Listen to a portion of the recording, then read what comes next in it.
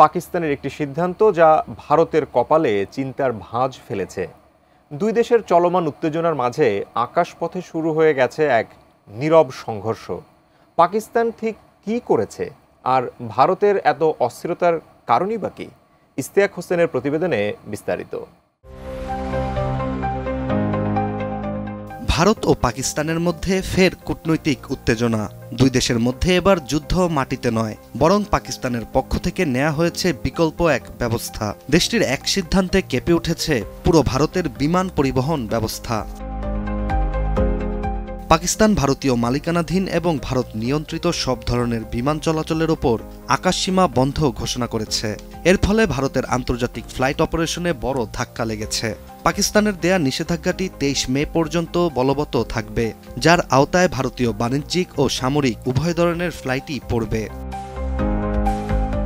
পাকিস্তানের স্থানীয় গণমাধ্যম জিও নিউজের একটি প্রতিবেদন থেকে জানা যায়, প্রতিদিন প্রায় ২০০ থেকে ৩০০ ভারতীয় বিমান পাকিস্তানের আকাশসীমা ব্যবহার করে আসছিল, যেগুলোর গন্তব্য ইউরোপ, মধ্যপ্রাচ্য এবং উত্তর আমেরিকা।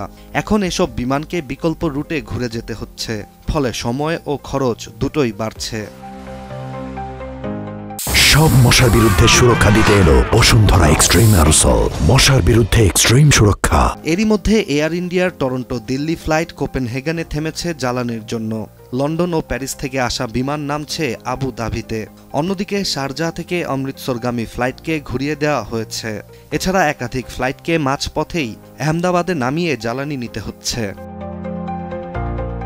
২০১৯ সালেও এরকমই নিষেধাজ্ঞা জারি করে পাকিস্তান পুলওয়ামা হামলার পর। সেবার প্রায় ৫ মাস নিষেধাজ্ঞা অব্যাহত ছিল, যার ফলে এয়ার ইন্ডিয়া, ইন্ডিগো সহ বেশ কয়েকটি বিমান সংস্থার প্রায় $৬৪ মিলিয়ন ক্ষতি হয়েছিল। এইবারও পাকিস্তানের পরিকল্পনা ঠিক একই। এদিকে ভারতের বিমান সংস্থাগুলোর দাবি, পশ্চিমগামী রুটে বিকল্প পথ ধরলে যাত্রা সময় গড়ে ২ থেকে ২.৫ ঘন্টা বাড়ছে, আর এতে অতিরিক্ত জ্বালানির প্রয়োজন, যার ফলে দেখা দেয় কম যাত্রী বহন ক্ষমতা এবং স্বাভাবিকভাবেই বাড়ে খরচ। বিশেষজ্ঞরা ধারণা করছেন, পাকিস্তানের এবারের ধাক্কায় ভারতীয় যাত্রীদের ৮ থেকে ১২% বেশি ভাড়া গুনতে হতে পারে, যা ভারতীয় বিমান সংস্থাগুলোকে $৫০০ মিলিয়ন ক্ষতির মুখোমুখি দাঁড় করাবে। এছাড়া একাধিক রুটেও বিমান চলাচল সম্পূর্ণ বাতিল ঘোষণা করা হচ্ছে, যার ফলে ভোগান্তি বাড়বে যাত্রীদের। কূটনৈতিক আরও বিভিন্ন স্তরেও দুই দেশ মুখোমুখি অবস্থানে রয়েছে, যেখানে ভারত সিন্ধু পানি চুক্তি স্থগিত করেছে।